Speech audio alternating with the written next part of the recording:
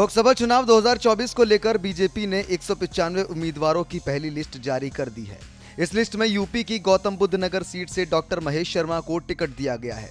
Doctor Mahesh Sharma को लेकर पिछले कुछ समय से विवाद चल रहा था, लेकिन बीजेपी ने एक बार फिर से डॉक्टर महेश शर्मा पर विश्वास करते हुए उन्हें मैदान में उतारा है। अब चर्चा इस बात की है कि डॉक्टर महेश शर्मा के सामने इंडिया गठबंधन से कौन होगा। आपको बता दें कि इंडिया गठबंधन गौतम बुद्ध नगर लोकसभा सीट समाजवादी पार्टी के खाते में है, लेकिन अब जो ताज़ा जानकारी आ रही है उसके मुताबिक समाजवादी पार्टी इस सीट को अब आम आदमी पार्टी को दे सकती है। फिलहाल अभी यह सीट सपा के खाते में है। सूत्रों की माने तो सपा खुद चुनाव न लड़कर इस सीट को दिल्ली के नजदीक होने की वजह से आम आदमी पार्टी को दे सकती है। दिल्ली में आम आदमी पार्टी की सरकार है, इसका असर एनसीआर में भी पड़ता है। नोएडा, ग्रेटर नोएडा से बड़ी संख्या में लोग दिल्ली रोजगार के लिए आते हैं। सपा का मानना है कि गौतम बुद्ध नगर सीट दिल्ली से सटी होने का फायदा आम आदमी पार्टी प्रत्याशी को मिल सकता है। इसके लिए दोनों पार्टी के नेताओं में 3 दौर की बातचीत हो चुकी है। पार्टी प्रत्याशी के नाम पर भी चर्चा हो चुकी है। सूत्रों की माने तो पिछले विधानसभा चुनाव में नोएडा से लड़े पंकज अवाना गठबंधन के प्रत्याशी हो सकते हैं।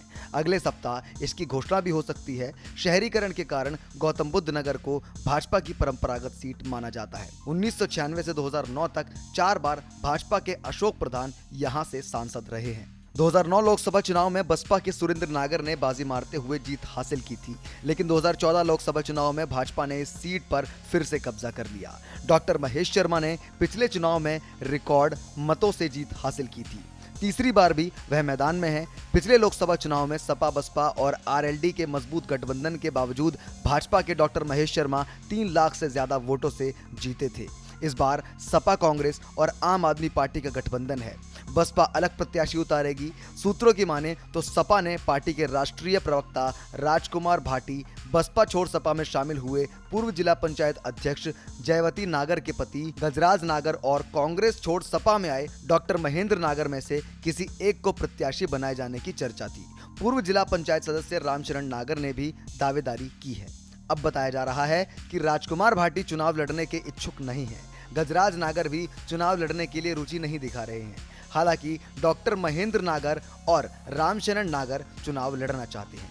पार्टी नेताओं की अनिच्छा के कारण सपा इस सीट को अब आम आदमी पार्टी के खाते में देना चाहती है, लेकिन वहीं कांग्रेस के कुछ नेता इस सीट से चुनाव लड़ने की कोशिश में लगे हैं। इसमें वीरेंद्र गुड्डू, पूर्व जिला अध्यक्ष मनोज चौधरी, विदित चौधरी जैसे नाम शामिल हैं। वह चाहते हैं कि यह सीट कांग्रेस के खाते में जाए, लेकिन आपको बता दें कांग्रेस की पिछले 2 चुनावों में यहां काफी फजीहत हुई है। 2014 लोकसभा चुनाव में कांग्रेस प्रत्याशी रमेश चंद्र तोमर मतदान से 3 दिन पहले मैदान छोड़ भाजपा में शामिल हो गए थे।